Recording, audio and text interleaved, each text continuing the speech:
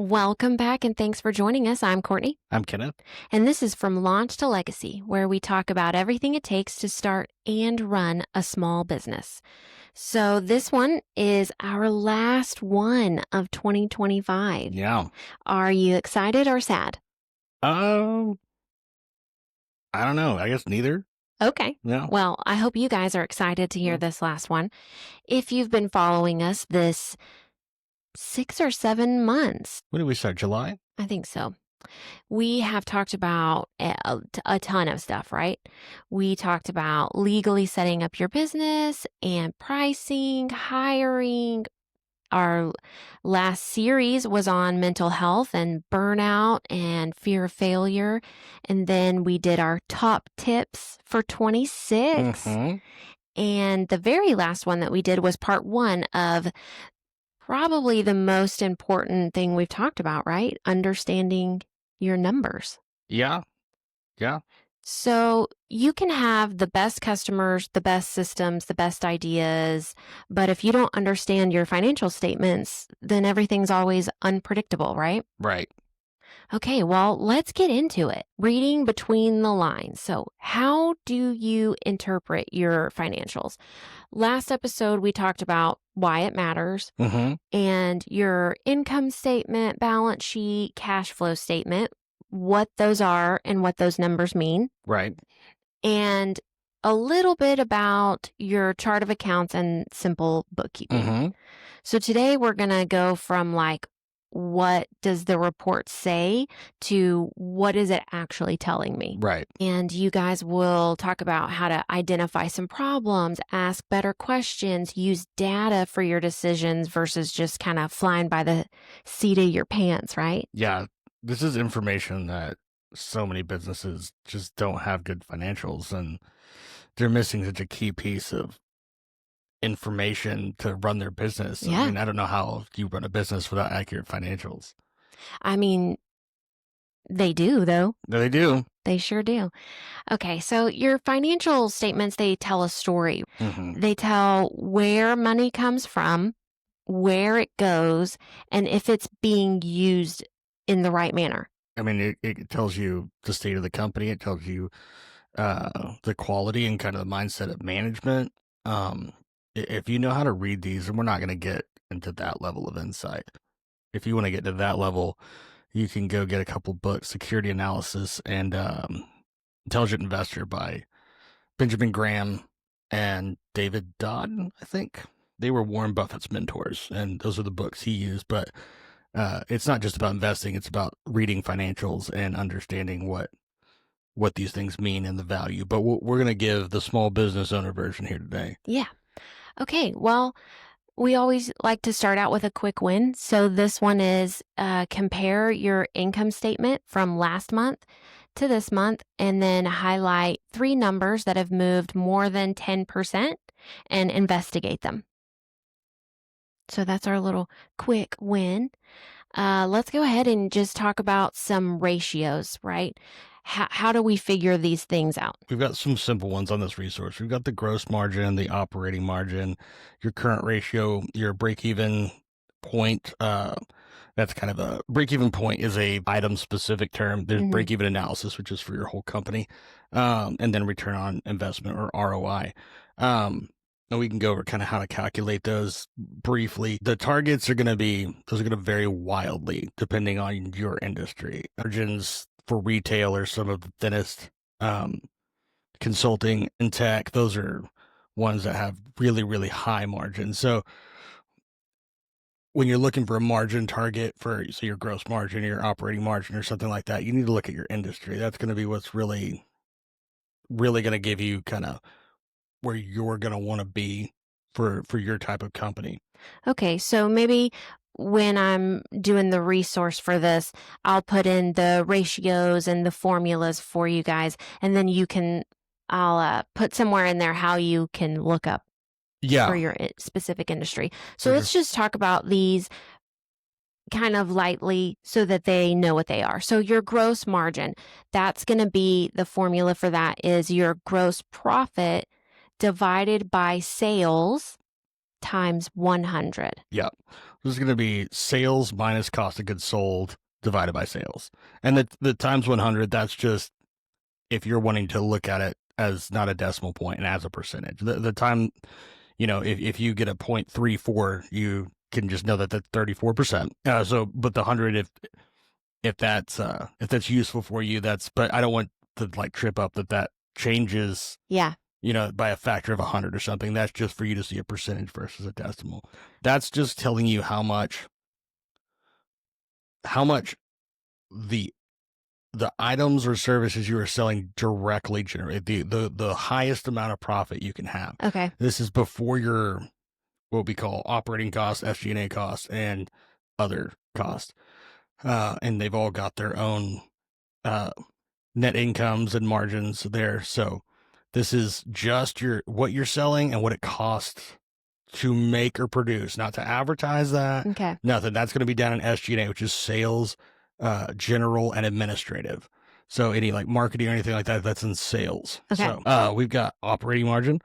So this is your operating profit. So your expenses are going to fall into 4 broad categories. Now, is this the simple terms, or are we going deep here? Okay. These are the simple terms because to kind of differentiate why operating margin, profit margin and gross margin are different metrics. So we cost of goods sold, the things that the actual cost of creating or performing a service or creating a product. And you have operating costs. These are things directly related, but they're not a part of the product, if that makes sense. Yep. So we'll use manufacturing. We work with manufacturing a lot, right? So let's say you make stainless steel, whatever. Stainless steel is a cost of goods sold. Now, the electricity to run the machines, that's not going into your product, but that is an operating cost. If you can't make your product without it and it doesn't go into your product, it's an operating cost. Okay. If that makes sense. Then you have SG&A. These are anything that's directly related to running a business, but not directly related to your product. Your Microsoft subscription, your Office, depending, that could be an operations cost depending on what your business is. Okay, so next we have the operating margin. So tell me kind of what that is. Okay, so we've got that gross profit where we took our cost of goods sold out of our sales. Now I'll just take the stuff that's anything else that doesn't go into your product, but you have to spend to make your product. Okay. Electricity for your machines, not for your administrative office. Mm-hmm. Most businesses don't get that specific. They don't break that stuff out. But when we're working with manufacturing companies, we do have to break those out. In fact, a lot of manufacturing companies run 2 internal electricity meters. So they have the one that the electric company reads, but then they have one for the shop, one for the office. So they can just break them out. If you've got to pay for a certain certification or something, we got to have this certificate, that's an operating cost because you can't sell your product without it, but it's not a part of your product. Okay. So, and then by dividing again by sales, we get what percentage of our sales is still available after the cost of goods sold and the operating costs. Okay. So for the operating margin, you're going to do your operating profit divided by your sales, and that will tell you what's left after your overhead. Yep. Okay. Next up, we have the current ratio, and that is what? This is one of the most basic ratios, and if you go to get a loan, especially like a revolving line of credit, if it's against your receivables or something, you're probably going to get what's called a compliance certificate. And there's going to be a few ratios that your bank's going to want you to stay within a certain range or at least stay above or below a certain point. And your current ratio is, if you're going to have one of those, your current ratio is going to be 1. Okay. Actually, and then your like debt to equity and stuff like that's going to be on there. But this one is just take your current assets and divide your current liabilities by, and it tells you what proportion of current assets you have to your current liabilities, and it shows short-term repayability capacity. Okay. So like, can you pay the upcoming bills that you have? Right, because your current assets are the things that are either cash or can be reasonably converted into cash quickly. Okay. Your long-term assets are not. Vehicles and stuff, those are much more difficult, but your receivables, those turn into cash really easy. So it's your capacity to repay your vendors, your credit cards, your lines of credit. And if you're really doing it the proper way to see this, this is one thing that a lot of, I don't see this on any financials anymore, which is crazy to me. But if you've got like a 5-year term note, everything you have to pay for the next year Mm-hmm. is it's called current portion long-term debt. And then you have a long-term portion for everything past that, because that's due in the next year. Right. So you have to be able to cover that. right. And so this doesn't mean you're going to go bankrupt, but if it's below 1, you have a problem. Okay. So next ratio that we have is your break-even point. And I know you said this is different from your break-even analysis. So your break-even point. I would say the break-even analysis is a break-even point for all your products. Okay. So this is fixed cost.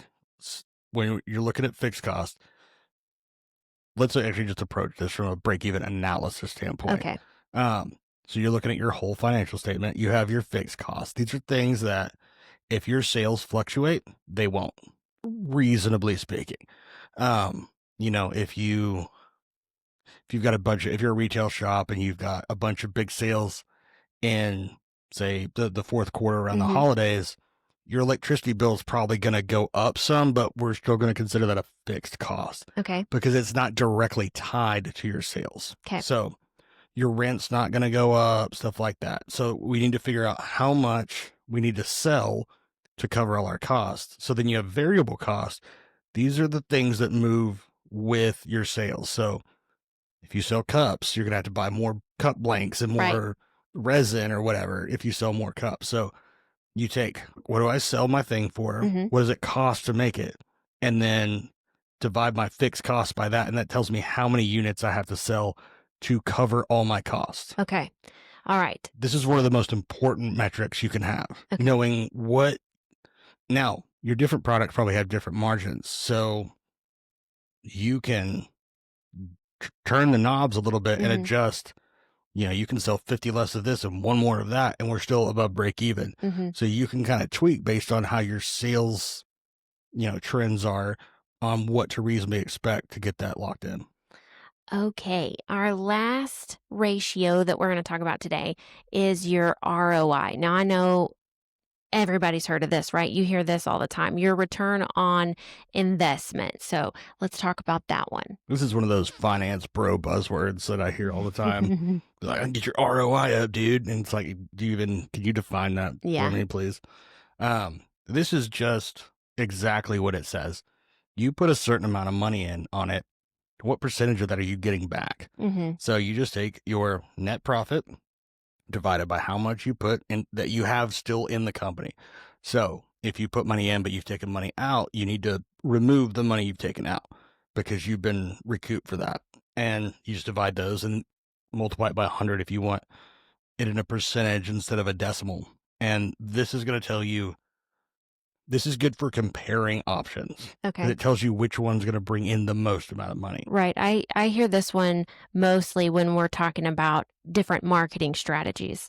Like if we put 500 into Facebook ads or 500 into a local magazine or 500 into advertising on the podcast, what our ROI is on that.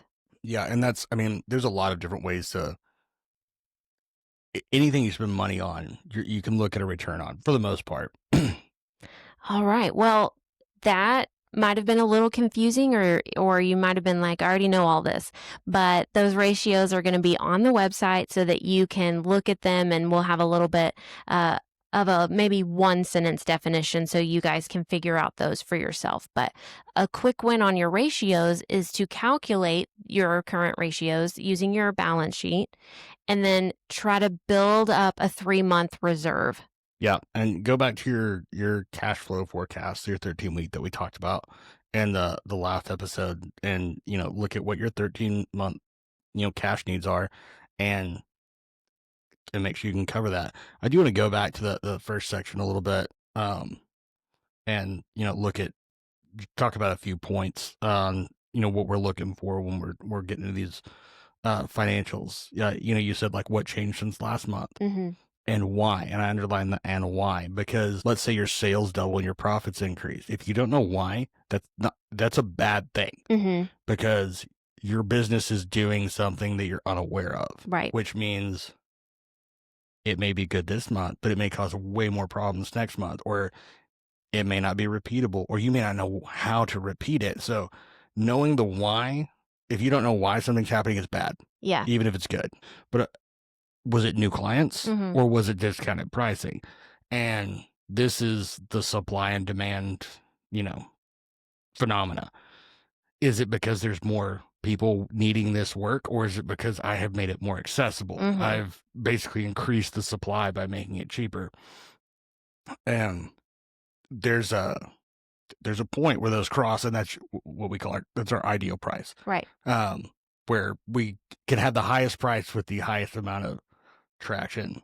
And then the last one, let's see, we said, on spending on tools and strategic growth. If you're not growing, if your company's not moving forward, it's moving backwards. Your business doesn't stand still. Because the competition's moving. Right. Everything's moving. The market's moving. The world's moving. This is why you see, businesses that you're like, they'll never go away. And then in a year, they don't exist. Mhm. Or their share of the market has disappeared. When's the last time you saw anything with a Fujifilm logo on it? Yeah. But that was one of the biggest names in photography. But they didn't make the transition to digital like everyone else did, or as Mhm. quickly, and It hurt them. it hurt them bad. Okay, so let's talk about spotting some red flags before they burn your cash. So I guess I'll tell kind of the definition first, at least on this one. So if your profit is going up, but your cash is going down, and you have a cash flow mismatch, then that probably means you need to check your AR collections. Yeah, check your DSO, your days sales outstanding. Because what's happening is you're becoming a bank. Yeah. And we talked about that in the last episode Yeah. too. Your clients are getting 0% financing Yeah. by doing it on credit and paying you late.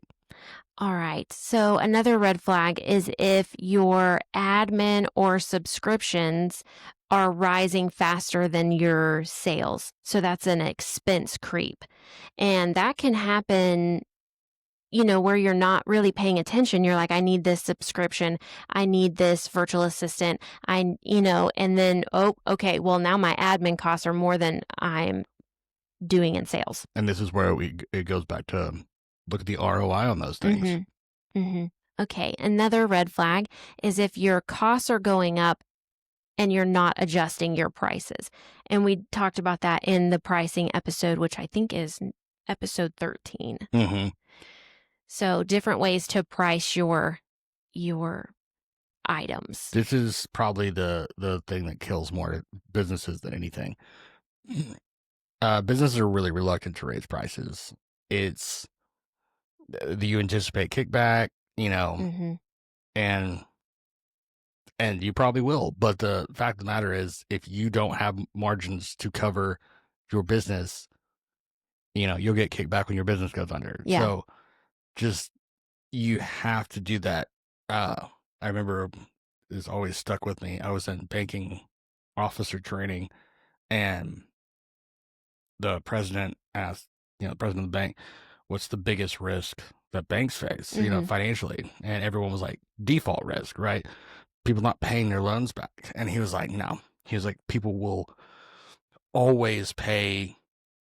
She said, we've never seen, even the Great Depression, less than an 80, we saw close to a 20% default rate, but that was in the Great Depression. Mm-hmm. It's interest rate risk. Mm. And what that is they give these fixed rate loans, right, at a certain interest rate. Well, interest rates go up.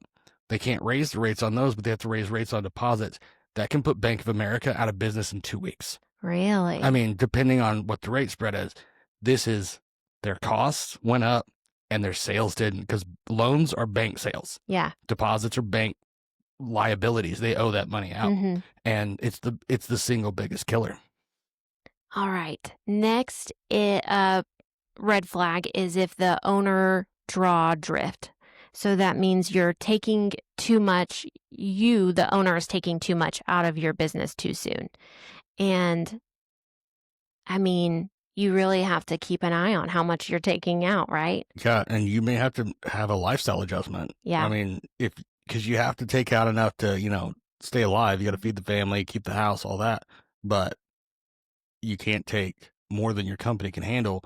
So you either got to decrease expenses somewhere or increase revenue. Yeah. And we talked about that in episode 4 of the mental health series, Financial Oh, sorry. Mindsets. How did you remember that? Oh, but that one. Okay, next we have unexpected spikes in cost of goods or expenses without a corresponding rise in revenue. Now, we saw this year when the tariffs started and Oh, yeah. prices changed up and people were not ready for that. And, if go back to a stainless steel manufacturer, that's easy to see, right? As the tariff hits. What's not easy to see is if you own rental properties and you've got to put new refrigerators in, but they cost more than you thought they would because they've got stainless steel fronts on them.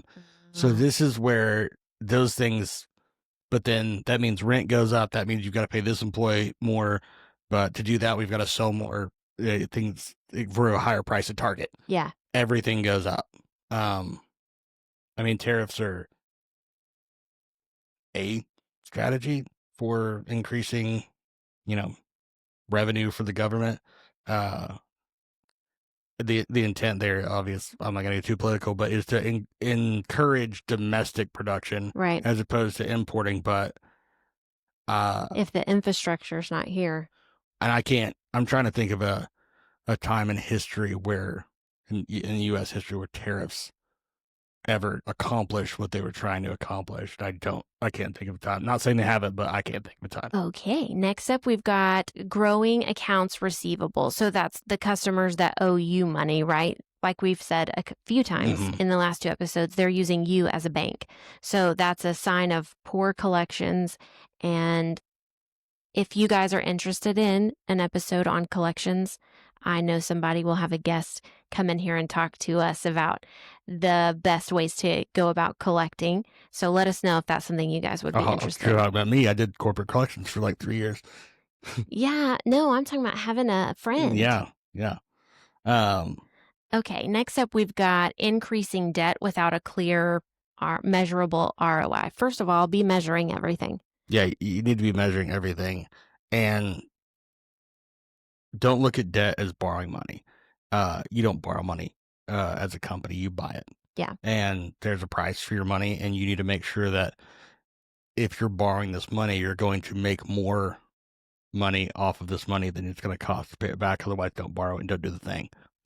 Okay, so that's all of our red flags. Of course, there are more, but here's some basic things on how to address that if those are some of your issues. If your expenses are too high, then look for some more efficient ways to run some stuff, or you can renegotiate with your vendor contracts. Right. And there may be it just may not be structured for the market right now. There might be a structure there that's actually better for you and the vendor. Yeah.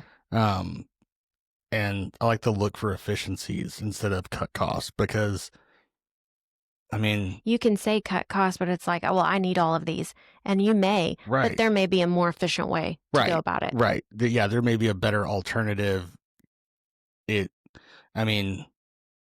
When we see like large conglomerate companies and they talk about cutting costs, that they cut people before they cut discretionary spending. Yeah. And that's not something I encourage. That's not good for your company. Doing things like that destroy morale, and if your crew, your staff's morale's destroyed, you're going to lose way more money than if you had kept them. Yeah. If your cash flow is tight, you can speed up invoicing. Do this, look at some options before you just say, hey, everybody, you had 30 days and now you have 5. But it is an option to speed up some invoicing. Offer early payment discounts. You don't have to go 20%. You can go 2 or 5. I've seen half some 1%. Yeah. Or you can try to negotiate some longer terms with your suppliers.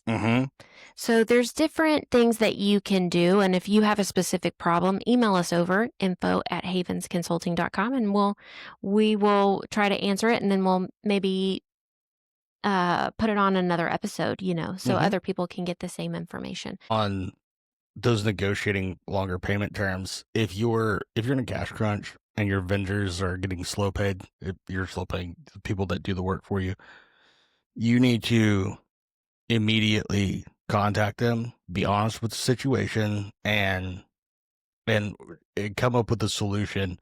Don't tell them the check's in the mail. Yeah. That will destroy your reputation. And then if they don't feel like they can trust you, they're going to put you on a cash up front and you're going to be in a real bind at that point. So, and they're business owners too. They more than likely have had this same situation. And if you call and you say, hey, I have a project coming up that's big, so I don't have a lot of cash flow right now because we are all working on this huge project. Can you give me an extra week till this project, or whatever your situation is? They are going to understand that because they've probably had to do it too. Yeah. And think about it. If you're on the collection side, if someone comes up to you and one of your clients and says that, it's like, I can turn the wheel in the vice here, but is that going to get me paid? Yeah. Or are they just going to go, I'm going to pay you anything? Or if you work with them where you get your money just a little slower, think about what the best, there's a, is it David Covey, the 7 Habits of Highly Successful People? One of them's think win-win, right? Yeah. And that's the one that stuck with me the most. So often I feel like when we think a negotiation has a winner and a loser. And if anyone has that mentality going in, you have 2 losers. You need to go in, what's beneficial for both parties.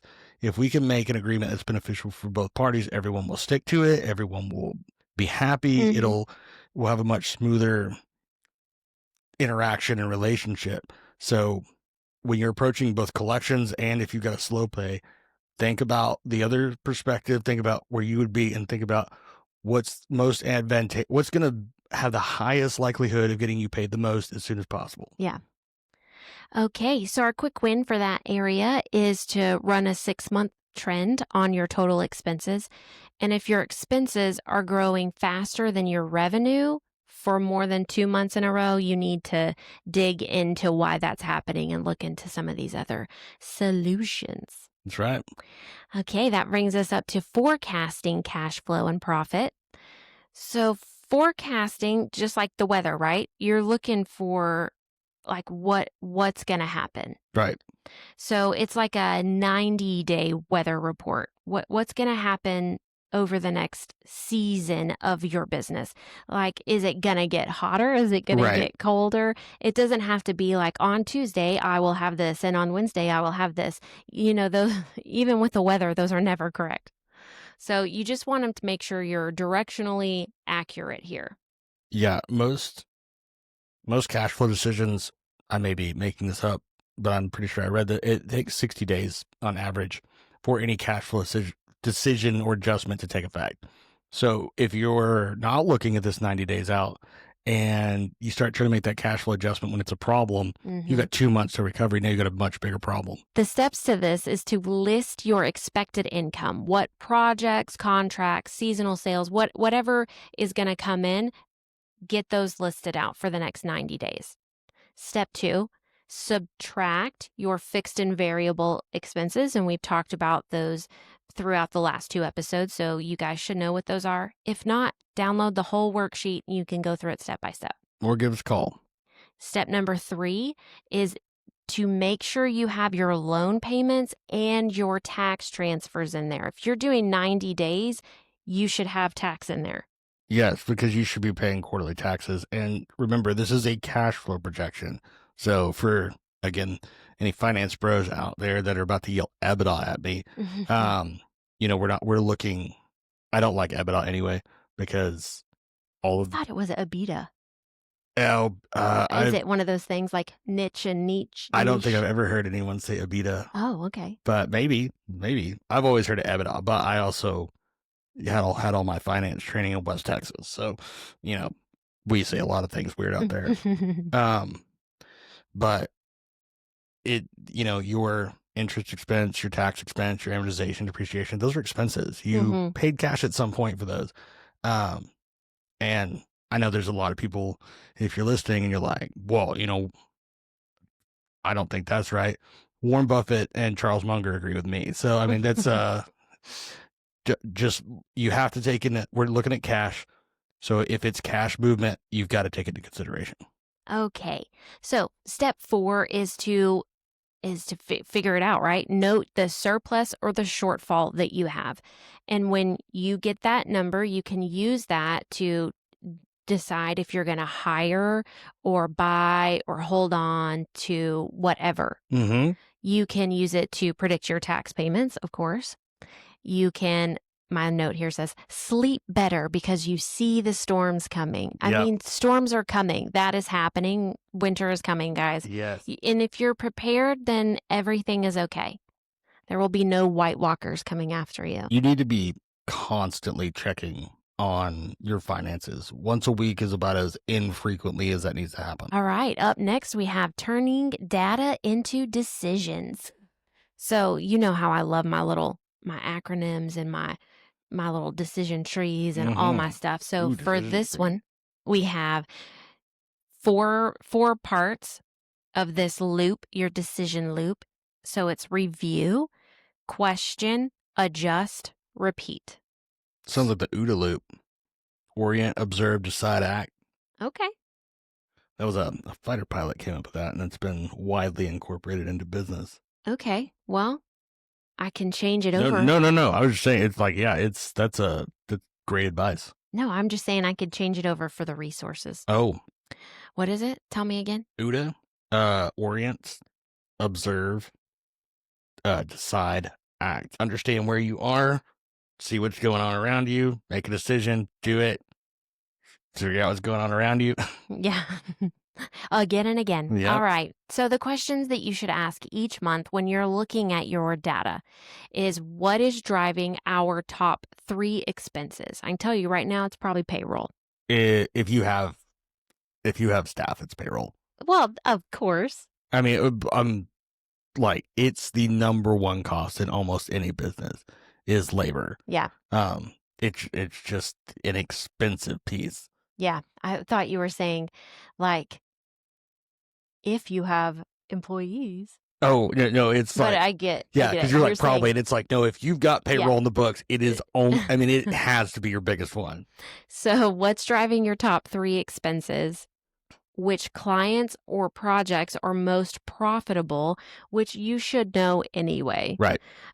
Probably just off the top of your head. You know who is the biggest project. Hopefully that's the one bringing in the most money. Should be backed up by factual data, not what you feel in your head. Because if it's what you feel in your head, come hang out with me and we'll bet $100 and I'll win. Because it's never what you think it is. Are we ahead or behind on our revenue goal? And is there enough cash to cover, the next month up plus our 3-month reserve cash for any big problems that come up?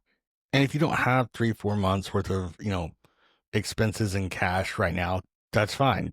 But that's great. You're ahead of the game. Start now. No, so if you don't. Oh, if you don't have cash. I thought you were saying data. Oh, no, sorry. If you don't have that cash, that's a target to work toward. It doesn't mean, you're in bankruptcy or insolvent or anything. It just means that you're going to have to be more nimble in an emergency. Yeah, make some adjustments now. Instead of on the fly when you need it.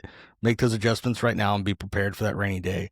Don't hoard cash. You don't want a year's worth of expenses because it's losing money. Yeah, I mean, people say cash is king, but it's also the worst asset you can own. So I take that back. Cars are the worst asset you can own. Okay, so something that you can do to help yourself out, hopefully, you're listening to this early on, and is to document one big insight each month in your finance notes that you have in your planner or whatever dashboard you're using or wherever you're keeping this stuff.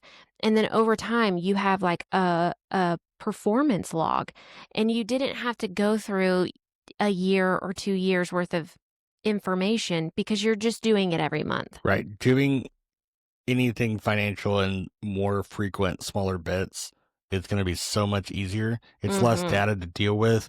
It's less cleanup, and things are a lot more fresh. The longer it is, it doesn't grow. Nominally, it grows exponentially. So, 2 weeks, maybe 4 times is the effort that 1 week was, and Yeah.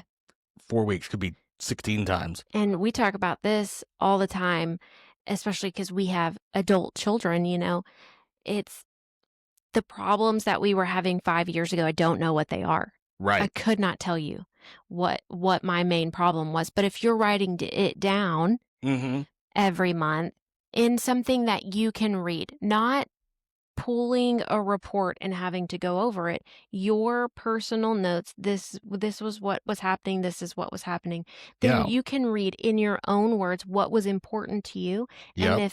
if the same thing keeps coming up, okay, here's where I have to focus. Right. This is something I need to fix because this is a Yeah. consistent.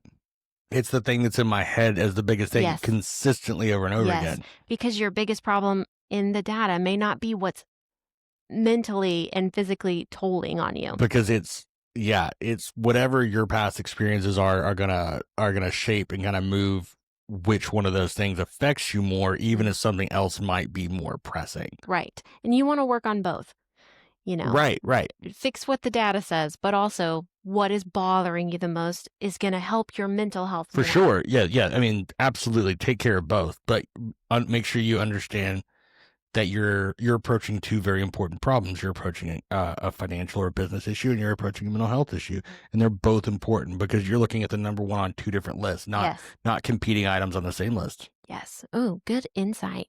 Y'all write that down. Okay. This is our last topic for today, working with your accountant strategically. So, I do just want to say a little bit. I think we have a blog post about this, but there is a difference between a bookkeeper, an accountant, and a CPA. You use them for different things. They have a lot of overlap, Mm-hmm. and you get what you pay for. Yep. You don't have to have a CPA to have good financials. We've seen CPAs that do terrible Yep. work, and I've seen bookkeepers that do incredible work. yeah. So just go look at that blog post, and if there's not one, maybe there will be by the time you listen to I know this. we had an episode on it. It's got to be in a resource guide somewhere. Yeah. Or a blog post. Yeah. So, I mean, you can pull it off of anywhere though. Just make sure you're using the right one.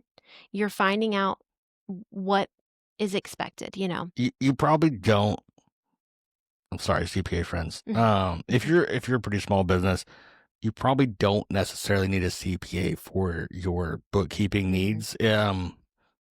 If you feel like you're running into some situations where maybe your bookkeeper is in over their head, okay, your business may be a little larger, more complex.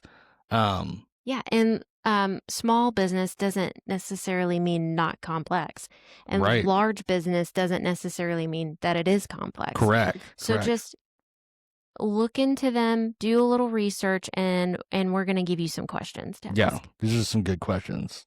Okay, now this is not hiring an accountant questions. If you want that, I'll make you that. Yeah, we could make an interview question to kind of test the competency of the person you're hiring. This is just some things that you want to make sure that you're talking to your accountant about.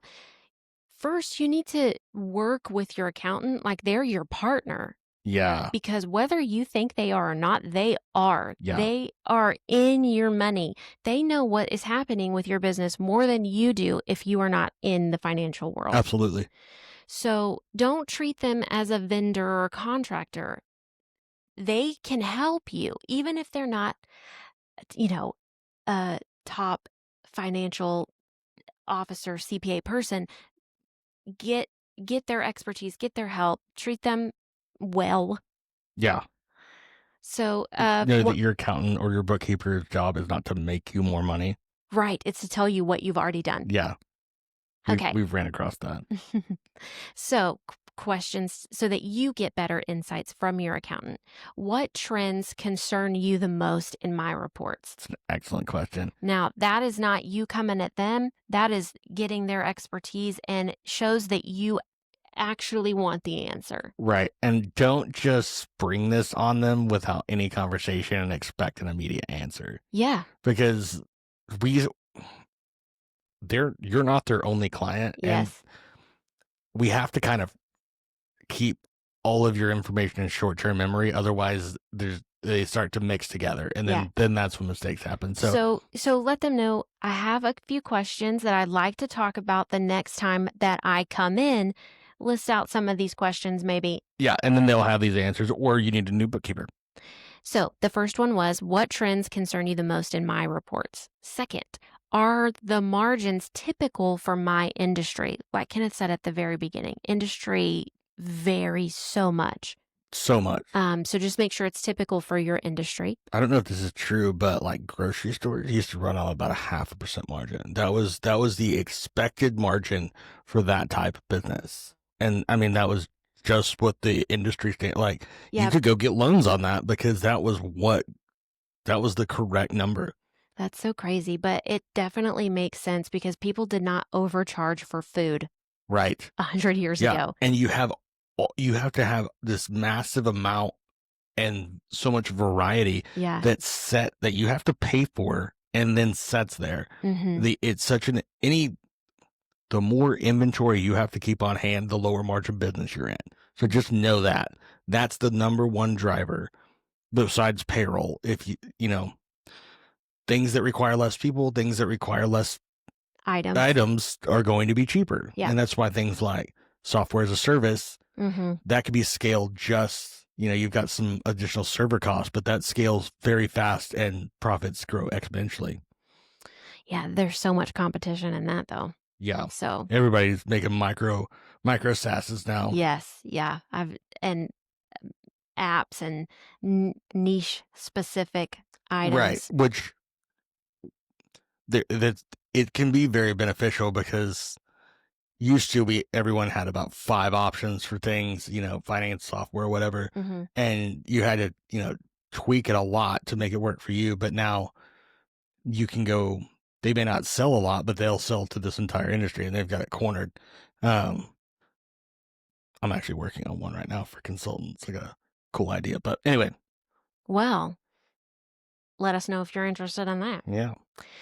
I hope consultants are listening to this. I hope you guys are getting some ideas, and there's enough people to go around. There's people coming into this industry every day, and there's more people leaving it. Yeah. I mean, absolutely. There's less consultants out there today than there were yesterday. Yep. So if you are a consultant that's listening to this for your business, I would love to hear from you guys. Yeah. I would love to see if we can work together on something, or just someone I can complain about stuff to. So or let us know. I've got a CPA buddy that we go have. Well, I mean, we're for all intents and purposes, especially when we first met, we're straight up competitors. Yeah. But you don't have to be. This is in the industries we're in. There's more work than workers, so the work's out there. Just go grab it. Yeah. Okay. Last question on the list is, can we review my break-even numbers and let them know if you want to do that by item, as a whole, whatever, and my owner pay targets. I think that is a really good one, because a lot of times people will pay themselves way less than they are worth when they're first starting out. And you need to really look at, if you're looking at owner pay, you need to step away from the business financials and you need to go get your personal financials in order and see what your cash demands are there. Are there things you can cut or things you need to cut? Stuff like that. Get that worked out, because then you know what you have to bring home. Yeah. And then, And then you can work with your bookkeeper or your accountant yeah, to see what the business can afford. yeah, because then you can plug that number into your break even and then figure out what you got to sell to make that number. Yep. That cover all your other costs and keep you guys happy. Yep. In small business, everything touches everything. So Everything is a gotta- system. They're recursive. Things feed back into themselves, or they feed back into things that feed into them. Yeah. Yeah. Yep. Okay. And the question that I skipped: if you were me, what would you change first? Ooh. I played the fifth. And you don't have to, do what they say. Right. Or you could give them what are the top 3 things that you think are an issue. Just get their opinion. You hired them because you are not a financial. Right. This is no different than asking Professional. your lawyer what's the next thing that I need to do for the Yeah. best thing for or whatever professional. Yeah. Yep. Also, this is a great question for your accountant and a terrible question for your spouse. Yeah. Oh man, that reminds me of the Friends episode where Ross makes a list of things that are wrong with Rachel. Oh, that caused like the initial separation, Yeah. right? That's a major plot device. And then on Julie's, it said not Rachel. Yes. And it's like, ooh, that made it even worse. Yes. Yes. Like there's nothing wrong with her and all these things wrong with me. Anyway, so yeah, don't ask your spouse that. I think if you're our age or older, you already know that by now. But if you are a young entrepreneur, here's some advice. Don't ask questions that could lead to a fight. Yeah. Just don't do it. Yeah. I mean, that's Haven's rule number 1, right? Don't ask questions you don't want to know the answer to. Yep. Okay, quick win for our last section is to schedule a 30-minute review with your accountant. Come up with 3 specific questions. You don't have to use these, but they're on our website if you would like them. And then that will help you to shift from being reactive to proactive. So here's a nice tip. Understanding your financials gives you control, puts you in the driver's seat, not the accountant. You need to understand them. The accountant already understands them, but you need to understand them. I like the driver's seat. Your finances are a car. You're the driver. Your accountant's a mechanic. They're I not like driving that. for you. They Yeah. just help make sure it's working the way that you're operating it, not properly working the way you operate it. That's all you can really reasonably expect.